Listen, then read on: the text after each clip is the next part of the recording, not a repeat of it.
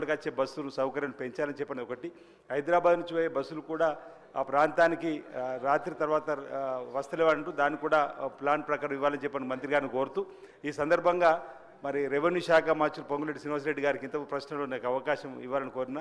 కొత్తగా మండలాలు ఏర్పాటు చేయాలని చెప్పినటువంటి అంశం వచ్చినప్పుడు మా నియోజకవర్గంలో మనేగూడ మనే గ్రామ మండలంగా డిమాండ్, దయచేసి అది కూడా ఆలోచన చేయవలసిందిగా సందర్భం ఇచ్చినప్పుడు చూడాల్సింది కోరుతాం. సభ్యులు డాక్టర్ పాల్వాయి హరీష్ బాబు. అధ్యక్ష,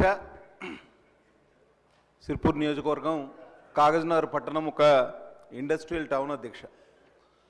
గతంలో మా తండ్రి గారు పాల్వాయి పురుషోత్తమరావు గారు ఎమ్మెల్యేగా ఉన్నప్పుడు బస్ స్టాండ్ నిర్మాణం జరిగింది. బస్ డిపో నిర్మాణం కోసం కూడా కొంత విలువైన భూమి సేకరించి పెట్టడం జరిగింది.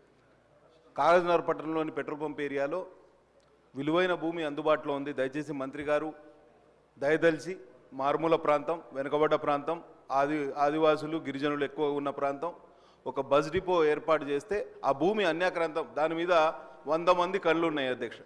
కాబట్టి ఆ భూమి అన్యాక్రాంతం కాకుండా కాపాడుకోవాల్సిన బాధ్యత మన మీద ఉంది. అట్లనే బస్ డిపోగా డెవలప్ చేస్తే ఉభయతారకంగా ఉంటుందని మంత్రి గారికి తెలియజేస్తున్నా. గతంలో నేను మంత్రి గారిని కలిసి విజ్ఞాపన పత్రం కూడా ఇచ్చిన.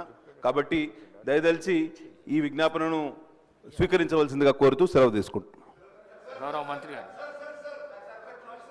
సార్ అధ్యక్ష, గౌరవ సభ్యులు అడిగినట్టుగా, పెద్దలు చెన్నూరు శాసనసభ్యులు అడిగినట్టుగా వారి బస్ డిపోకు సంబంధించి గతంలోనే డిఎంఎఫ్టీ కింద ఫండ్స్ ఇచ్చిన ప్రాసెస్ ఉంది. కోర్టు స్టే వెకెట్ చేయడానికి కూడా మా డిపార్ట్మెంట్ మరొకసారి దాన్ని పునఃసమీక్షించమని కోరుతూ తొందరలోనే కోర్టు స్టే వెకెట్ కాగానే బస్ డిపో నిర్మాణం చేస్తామని చెప్తూ నూతన బస్సు రూట్లకు సంబంధించి వారు ప్రస్తావించారు. వారి దగ్గర లిఖితపూర్వకంగా తీసుకొని వాటన్నింటినీ పరిశీలించి ఆర్టీసీ బస్సులో ఏర్పాటు చేస్తారు అధ్యక్ష.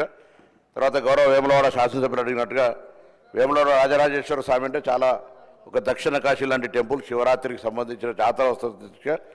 ప్రత్యేకంగా ఎప్పుడు కూడా జాతరకు బస్సులు నడుపుతాం. అదేవిధంగా భక్తుల సంఖ్య పెరుగుతున్న దృష్ట్యా రోజువారీ కూడా బస్సులు నడిపేటువంటి ప్రక్రియలో ఇప్పటికే ఆ సంబంధిత జిల్లా శాఖ మా అధికారులందరికీ కూడా సూచనలు చేయడం జరిగింది.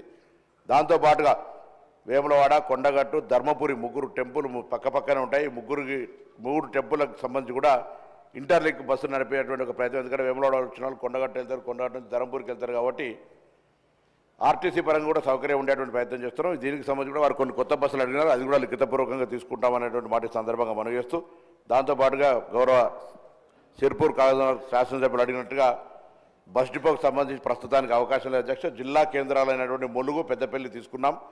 ఇప్పటికి కూడా రాష్ట్రంలో ఒక పాలసీగా జిల్లా కేంద్రాలు, ఎందుకంటే దాదాపు 10-12 ఏళ్ల కిందనే డిపోలు తప్ప కాలేదు. కాబట్టి ప్రస్తుత పరిస్థితుల్లో డిపో ఏర్పాటు వెంటనే చేయలేం, కానీ పరిశీలన ఉంటుంది. తప్పకుండా స్థలానికి సంబంధించి మా శాఖ అధికారులకు ఏదైతే ఇప్పటికే మీరు స్థలం ఆర్టీసీకి డిపో కొరకు తీసుకున్నారో దాన్ని రక్షించుకుంటాం. దాంతోపాటుగా కొత్త రూట్స్కు సంబంధించి కూడా వారిని పరిశీలన చేస్తామనే మాట మనం చేస్తూ ఆర్టీసీకి సంబంధించి 2-3 అంశాలుగా ఈరోజు ఆర్టీసీ 1958లో పెట్టిన తర్వాత అధ్యక్ష, తెలంగాణలో మనం 2014 బైఫర్కేట్ అయిన తర్వాత ఆనాడు 58,000 మంది ఉద్యోగస్తుల సంఖ్య ఉంటే ఇప్పుడు మేము 2023 డిసెంబర్కి వచ్చే నాటికి 40,000 మంది ఉద్యోగస్తులు అయిపోయినారు అధ్యక్ష. దాని తర్వాత బస్సుల సంఖ్య కూడా అప్పటికొక కరోనా కావచ్చు సందర్భం లోపల బస్సుల సంఖ్య తగ్గించినారు. ఇప్పుడు మహాలక్ష్మి పథకం తర్వాత గ్రామాల్లో బస్సుల డిమాండ్ పెరిగింది. దానికి అనుగుణంగా ప్రభుత్వం ఆర్టీసీ బస్సులు కొత్తవి కొనుగోలు చేయడంతో పాటుగా ఆర్టీసీకి ఒక ఖచ్చితమైన నిబంధన పెట్టుకొని 15 సంవత్సరాలు దాటినటువంటి బస్సులన్నింటినీ స్క్రాప్ చేస్తూ ఉన్నాం. అటువంటి బస్సుల రిప్లేస్మెంట్కి సంబంధించి కొత్తగా ఒక 1000 బస్సులు ఆర్డర్ చేయడంతో పాటుగా తెలంగాణలో ఉన్నటువంటి అక్కా చెల్లెలందరి దగ్గర, మహిళా సంఘాల దగ్గర నుంచి మండల సమైక్యాల దగ్గర కూడా బస్సులు కొనుగోలు చేసి ఆర్టీసీ హైర్ పద్ధతిన నడపడానికి ప్రభుత్వ పాలసీ నిర్ణయం తీసుకుంది అధ్యక్ష. దాని తర్వాత 2012 తర్వాత నియామకాలు లేవు వాస్తవంగా, కానీ మా ప్రభుత్వం వచ్చిన తర్వాత 3038 నియామకాలకు ఇచ్చి పబ్లిక్ సర్వీస్ కమిషన్, అదేవిధంగా పోలీస్ రిక్రూట్మెంట్ బోర్డుకు రాయడం జరిగింది. వాటన్నిటికి సంబంధించిన నియామకాలు కూడా జరుగుతూ ఉన్నాయి అధ్యక్ష. దీంతో పాటుగా 600, ఎందుకంటే ఆర్టీసీ ప్రజా సంస్థ కాబట్టి ఆర్టీసీకి సంబంధించినటువంటి ప్రగతి రావాలంటే అందరూ కూడా సభ్యులు సభ సహకారం అవసరం. కాబట్టి ఒక చిన్న బ్రీఫ్ చెప్తా ఉన్నాను. ఈ సందర్భంగా ఆర్టీసీకి సంబంధించి కూడా ఏరియర్ బ్యాండ్స్ అన్ని కూడా 280 కోట్లు ఇచ్చాం. పీఆర్సీ కూడా 2017 నుంచి పెండింగ్ ఉంటే 21% పెండింగ్ ఇచ్చినాం. ఉద్యోగ నియామకాలు చేపడతా ఉన్నాం, కారుణ్య నియామకాలు ఇచ్చినాం, కొత్త బస్సులు కొంటా ఉన్నాం. ఇంకా పాత ఇంకేదైనా ఆర్టీసీ పరంగా రూట్ల అంశం ఉంటే నేను దయచేసి గౌరవ సభ్యులందరూ విజ్ఞప్తి చేస్తా ఉన్నా. కొత్త బస్సులు రాబోతా ఉన్నాయి. ప్రజలు మహిళలకు సంబంధించిన ఒక అవకాశం వచ్చింది కాబట్టి ఎక్కువ ఆర్టీసీ మీద ఉపయోగించుకుంటా ఉన్నారు.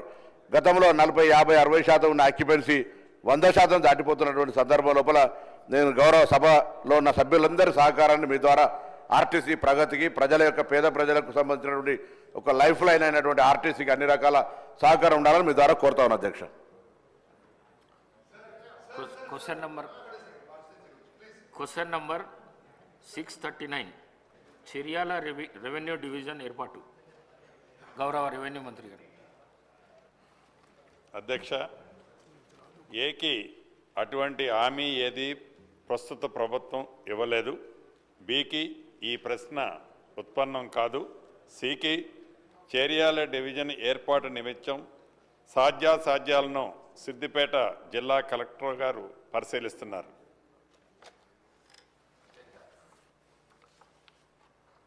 గౌరవ సభ్యులు పల్లా రాజేశ్వర రెడ్డి.